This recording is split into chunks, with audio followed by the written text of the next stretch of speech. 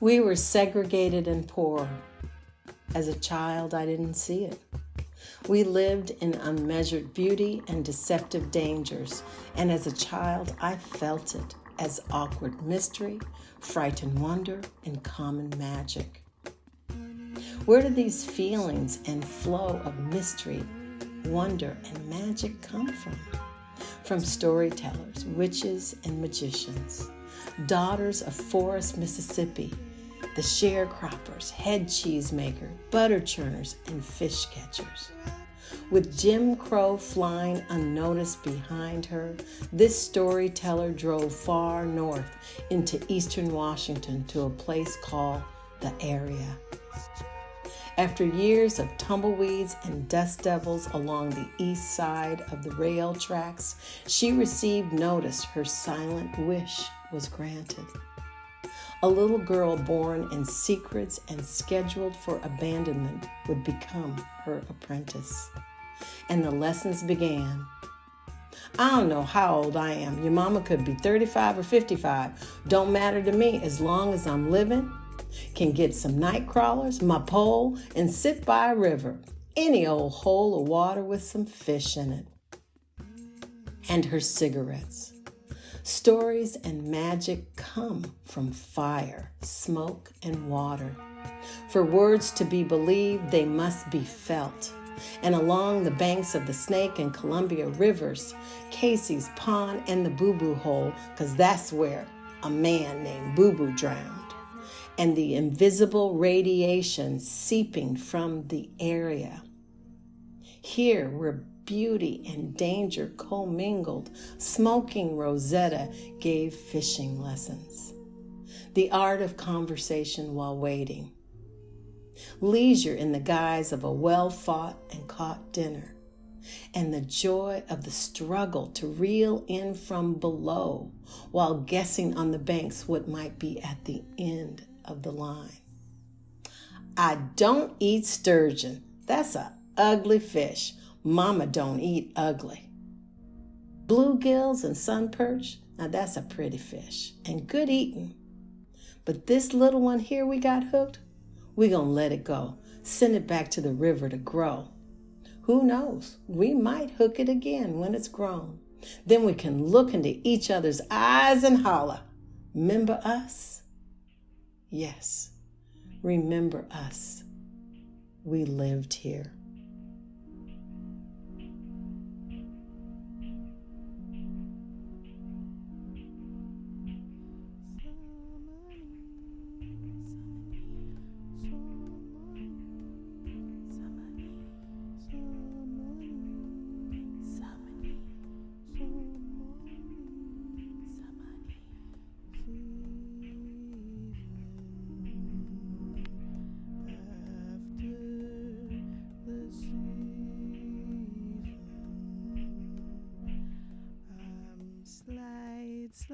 Sliding.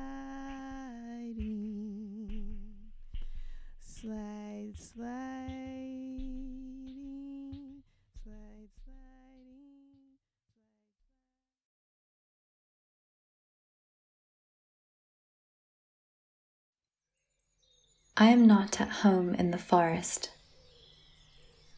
A 19th century copy of Grimm's fairy tales was passed down to me by my great-grandmother, and the Kinderfresser, or child eaters, peered from the thickets of my dreams on restless nights. This fearfulness has persisted into adulthood, an anxiety hangover that accompanies each new dawn. Leaving England, the least forested country in Europe, I develop a complicated relationship with British Columbia's temperate rainforest. I marvel at the arbutus tree, the color of fire and rust and rooibos tea. Yet as my footsteps are absorbed by the spongy moss that glows underfoot, a small voice in my mind worries, what if there's a bear around the next tree? Or the next? One of my favorite podcasts releases an episode that features a man convicted of violently assaulting and raping a female hiker. I start carrying bear spray with me again, even though it's the bleak midwinter and life is hibernating on the rainy west coast. I am not at home in the forest, but I want more from life than to observe it out of my apartment window while watering my houseplants. I take up mushroom foraging.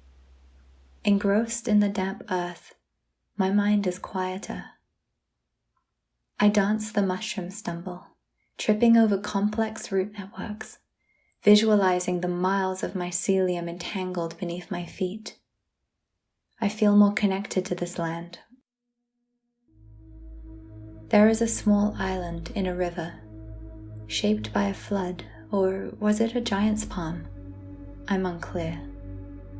As the psilocybin takes hold, I nestle into warm grey sand flecked with fool's gold. Douglas firs sway above me, putting on a rainbow kaleidoscope that pulsates through their leaves. I know it's only for me, a private performance. One tree takes on the spirit of my beloved grandmother, Penny, and suddenly I feel the matriarchal line of my ancestors like a thick, braided rope stretching through time, anchoring me, keeping me safe. I am aware of each egg inside my ovaries, tiny, precious, perfectly formed. Daughters who may walk barefoot on cool earth one day, at home in the forest.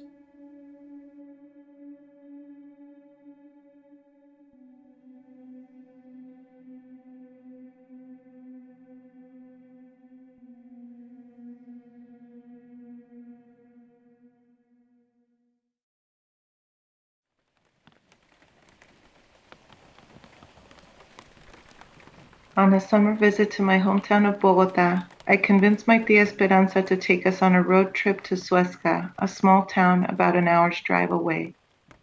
I'm connected to this place through my great-grandmother, Adelina Suezca. We visit the valley between the boulders that the town is named after, a favorite spot for rock climbers. We stroll through the plaza, stopping to pose for a photo in front of the fountain.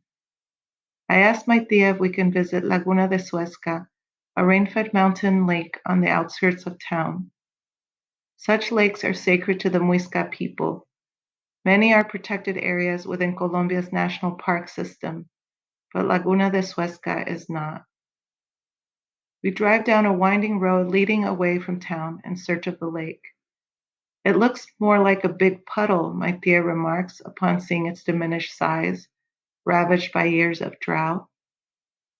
What is left of the lake is surrounded by cattle ranches, mining operations, and flower farms that consume water in this area at a faster rate than the rain can replenish it. Most of Colombia's fresh-cut flowers are grown in this Sabana de Bogotá region, making the country the second largest flower exporter in the world. Bouquets from stores or street vendors in the San Francisco Bay Area, where I now live, usually say "Made in Colombia" somewhere on the cellophane wrapping. I know these vendors, like the young women who work for low wages and long hours in Colombia's flower farms, are just making a living. But at what cost? The amount of water used daily to grow flowers in this region is equivalent to what nearly 600,000 of its residents consume in a day. While flower farms soak up dwindling water supplies, neighborhoods where their workers live face chronic water shutoffs.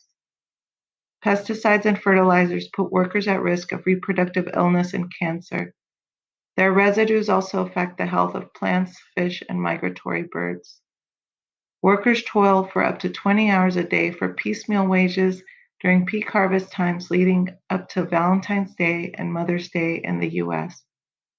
A website for a flower company with a farm in Suezca advertises that they obtain 80% of their water from rainfall, one of the strategies being promoted for greening this industry. I can't help but wonder if the rain captured to grow these flowers would have otherwise flowed into Laguna de Suezca. We look for holes in the barbed wire fences so we can approach the lake's shore. My shoes sink into the soft mud of exposed lake bed that extends far around it. As my ancestors did, I leave a small offering to thank what remains of the water, not knowing if it will still exist the next time I return.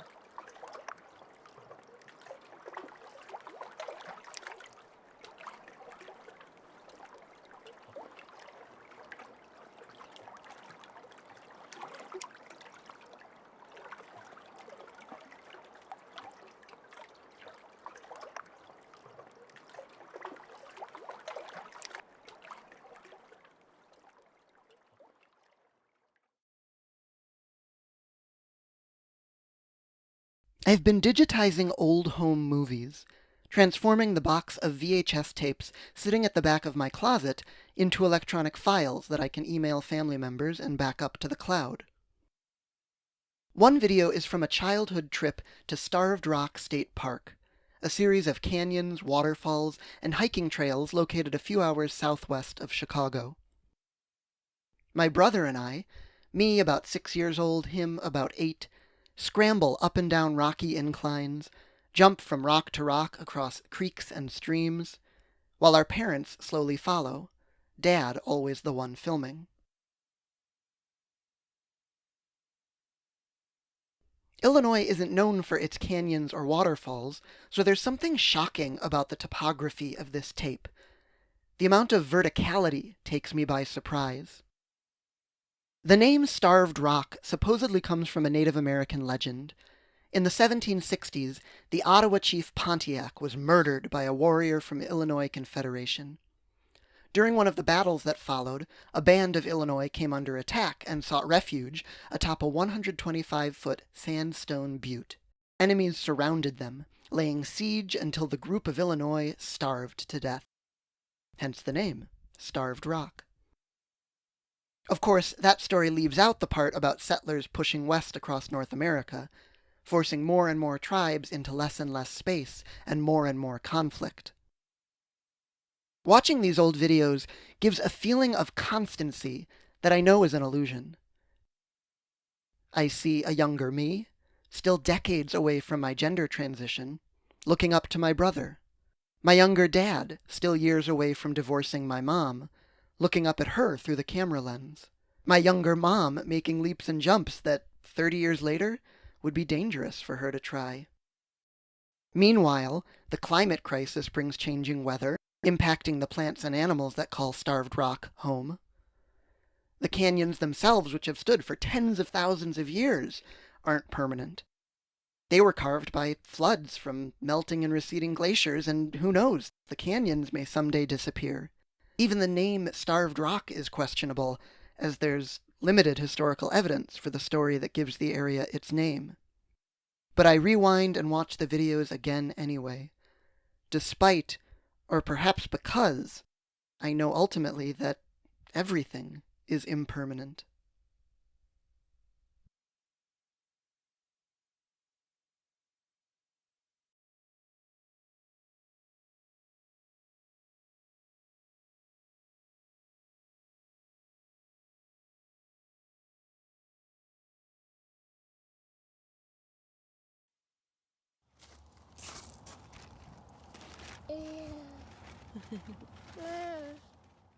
There wasn't really one big moment, just lots of gentle invitations, just appreciation for all living things, trees, spiders, worms.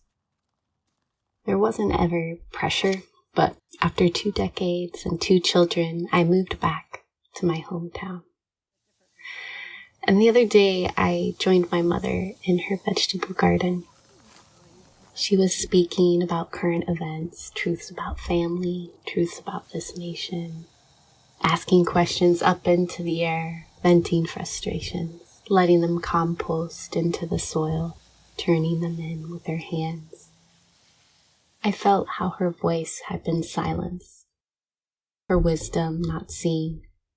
I witnessed the wind taking some of her words and carrying them off like leaves. I thought about the songs that our ancestors may have sang together. Where were they now? Could they ever be retrieved?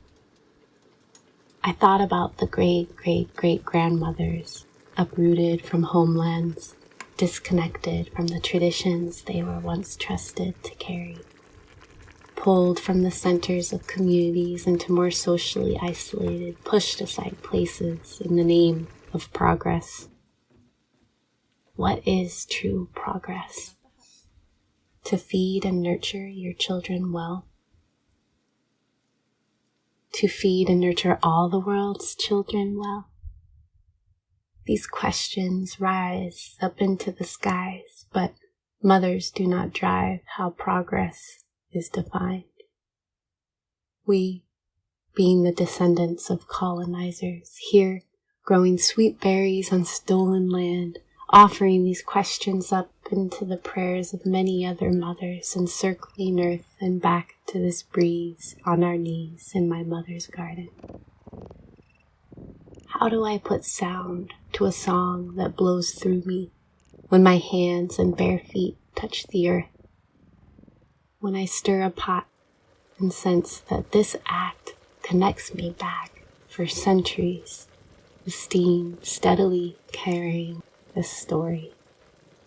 Maybe without a melody, without a chorus or seasonal ceremony, but a subtle beat that is barely there.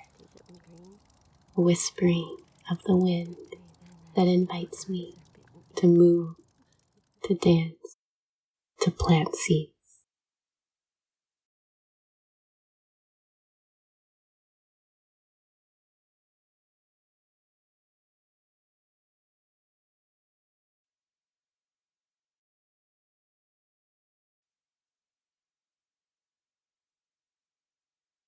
Earth Mother, I come to you humbled, soil to which my ancestors return, that nourishes me, that returns me to myself when feet are bare, that supports my back at rest. I ask that I may know you, respect you, honor you, and sing your praises. May I hear your cries and embrace you. May I return to you whole, unencumbered when it's time, giving back all that you have given to me. We are like nomads in the place my parents named me, pushed out by eminent domain and desired green that has not yet come, destroying the homes of watchful neighbors who skillfully tie face to blood relation. Don't let me call your parents, or you know better. Separating after-school children from grandmothers who watch them, women who remind them of their worthiness and love them without condition. Plowing up hopscotch sidewalks, trees, playgrounds, self-sufficient merchants, stained glass churches, and freedom school. Sorted by urban planning, placed by zip code, so they are hemmed in, easy to watch, easy to move if the congregation gets too frightening. Severed, erased. Even in death, unwelcome. Relegated to the back of cemeteries, near train tracks, under buildings and highways. Buried in grounds gifted by Quakers. No one else would have the bodies of Black people. Not even people who were dead anyway. People with no idea who lay beside them. The ghosts of the long dead should rise up for their disrespect. They do not. Their dust returns to the land, earth replenished, their spirits overjoyed to leave this world behind. Thank you, thank you. I'm finally home, leaving no trace behind.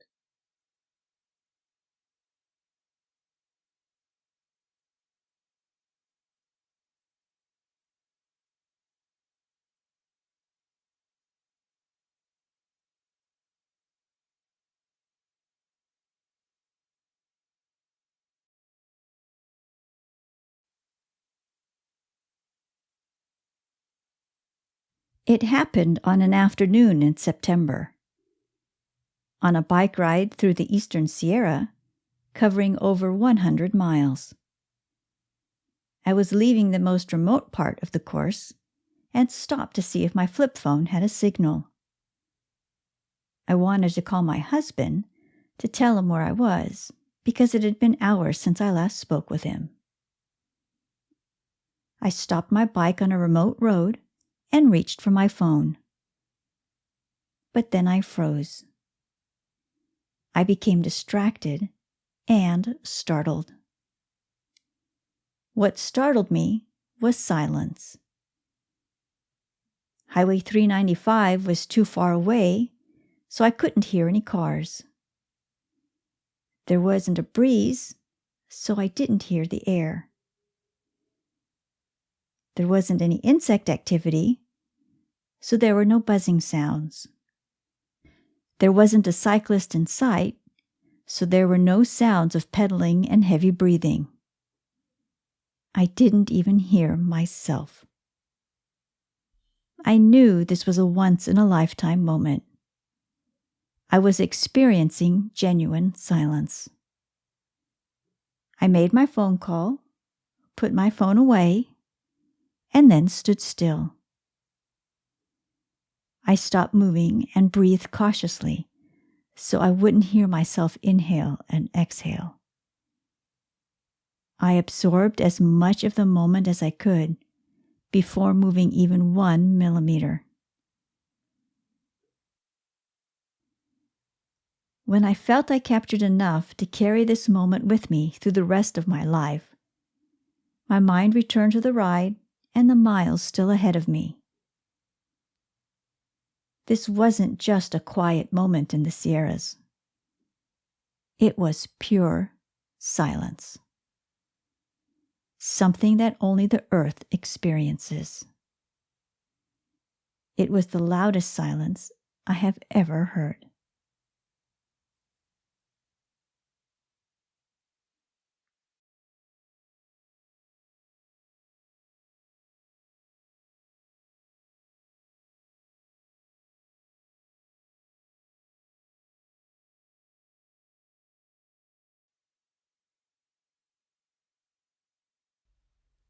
When you tug on one thread in nature, it pulls on many others. Across cultures, monarch butterflies are symbols of beauty, hope, resilience, migration, and connection to the spiritual world. Many of us have seen the monarch butterfly, large with black and orange stained glass windows on its wings, as it flies long distances across the United States, Canada, and Mexico. My own love for butterflies began when I was 6 years old, in my mother's vegetable garden, when I discovered a hornworm caterpillar in the backyard tomato plants. I named it Freddie and fed it tomato leaves and watched it grow bigger and bigger. One day, it simply disappeared. I later learned that it had dropped into the soil to overwinter as a pupa. I never saw the hornworm moth that it became, but from that time onward, I've been fascinated by moths and butterflies and have shared my learnings with youth, colleagues, and anyone who's interested. For at least a century, our forests on the coast of California and in central Mexico have provided the trees that monarchs need to live through their winter rest period. Unfortunately, monarch populations have been declining rapidly since the 1980s due to land development, milkweed clearing, and pesticide use. More recently, the numbers have dropped from millions of butterflies counted 30 years ago along the coast of California to just 1,900 individuals counted in 2021. When I went out to the Presidio of San Francisco this winter to help count monarchs, only a single female butterfly was seen. In the moment, my heart jumped at seeing her, and then I thought about the absence of mates when she emerges from her winter rest. I also asked myself, what is my responsibility? And what role do each of us have to play? The monarch is just one of many threatened species, one that happens to fly across borders and hold cultural value. Our human choices impact species every day. How we manage our lands, the plants we grow in our gardens, the chemicals we use, the foods we purchase, and how we vote. Our daily decisions play into whether the monarch will continue to make its journey. I hearken back to my 6-year-old self when I go out to the field on a sunny day to observe. Watching the pollinators as they delicately alight on a sweet plant to sip nectar, I lose track of time as I notice their diversity. I celebrate their journeys to this moment and place, and savor the experience of seeing a butterfly in its spectacular flight phase so many years after that first metamorphosis. I feel the threads pulling at me to do what I can to protect them before it's too late.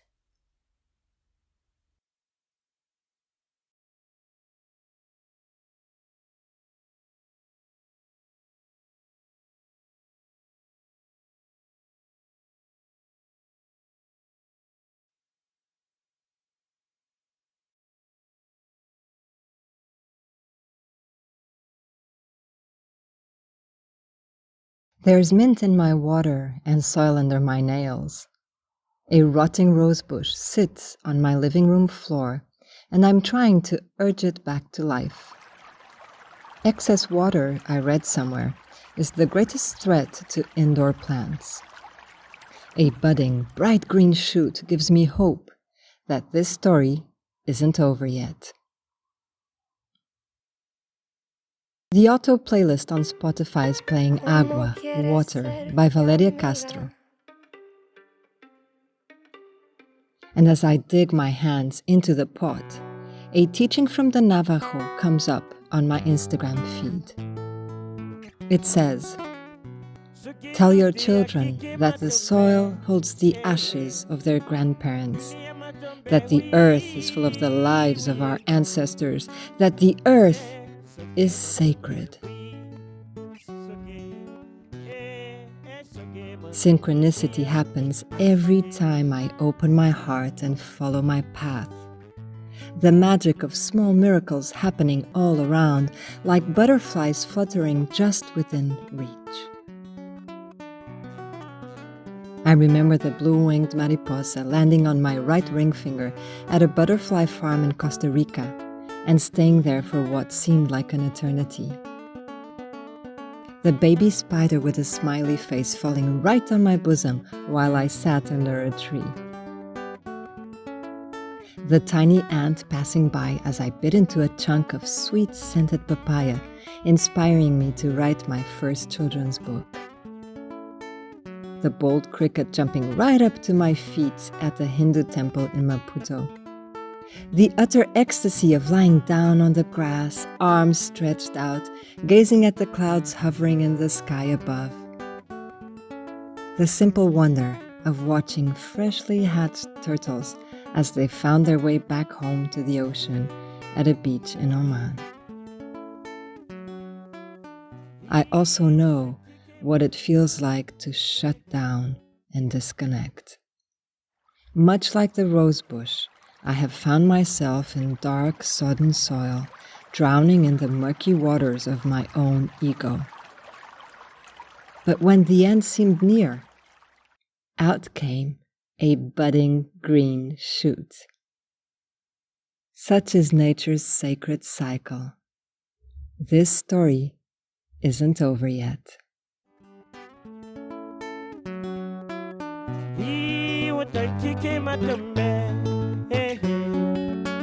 Dunia matombe, migre matombe, dunia hakun. Soge, asoge, soge matombe, dunia matombe. Soge matombe.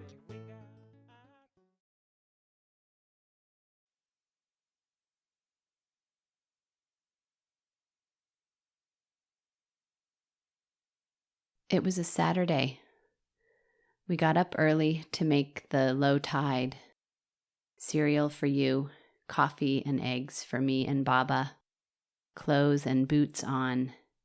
We bumped over gravel and potholes to the coast. The wind whistled in our ears as we walked towards the rocky beach. When we got close, you pulled your hand out of mine. You were desperate to search for hermit crabs, watch the sea anemones fold up at the touch of your tiny finger, look for shells. I love how much you love being outside, being near tiny creatures, right in the spaciousness of it all. I held my camera and did my best to follow you without slipping into the water. I tried hard not to gasp at how different it all looked after so many years. but you saw the look on my face and asked, "What's wrong, Mama?" I thought about telling you and Baba about my family's trips to the tide pools, about the long drive over hills green in spring or yellow by the end of summer, the egg salad sandwiches and celery slices and oranges that left our hands sticky with juice and grains of sand, smelling sour, then sweet. And then the purple spiky sea urchins, the explosions of color and clusters of starfish, the slimy sea cucumbers. There was so much.